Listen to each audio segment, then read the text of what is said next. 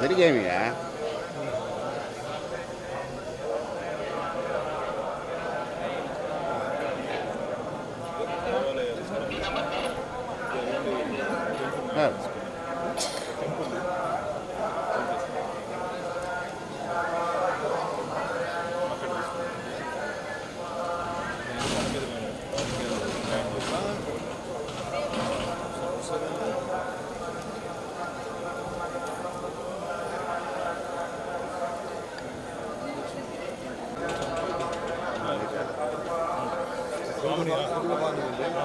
అది చెప్పండి నాకు లీడ్ తీసుకుంటాను సర్వదర్శనం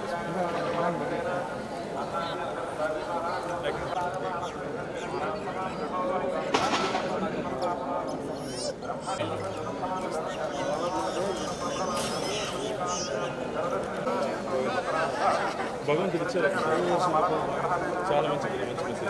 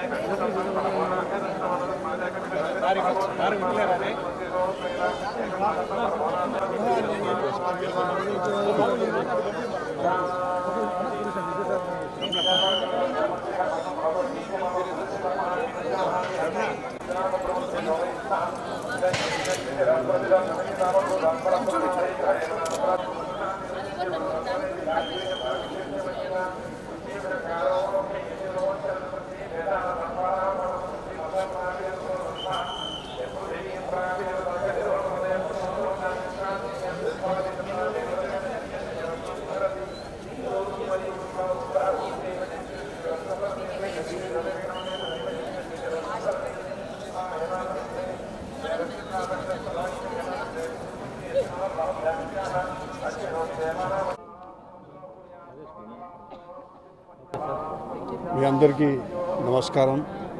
అందరికీ శుభాకాంక్షలు. నిన్నటి నుంచి మేము ఇక్కడ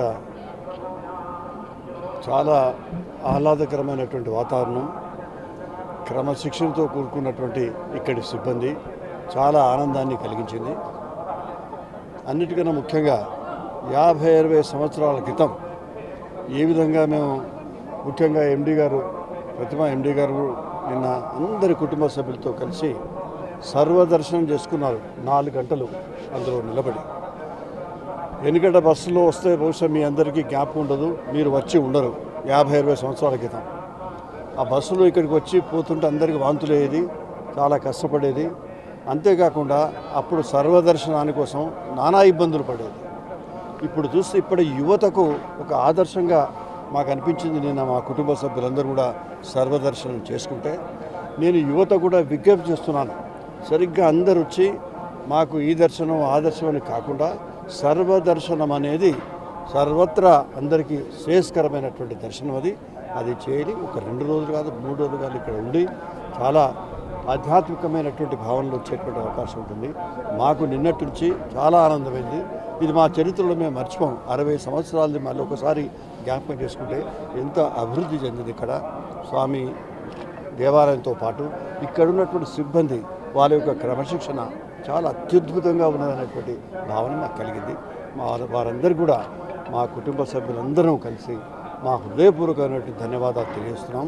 ముఖ్యంగా భానుమా మిత్రుడు, మా టీడీపీ సభ్యుడు వారు ఈ విధంగా నిన్నటి నుంచి మాతో ఉండడం చాలా ఆనందదాయకంగా ఉంది. మీ అందరికీ కూడా నా హృదయపూర్వకమైనటువంటి నమస్కారాలు, ధన్యవాదాలు తెలియజేస్తున్నాను.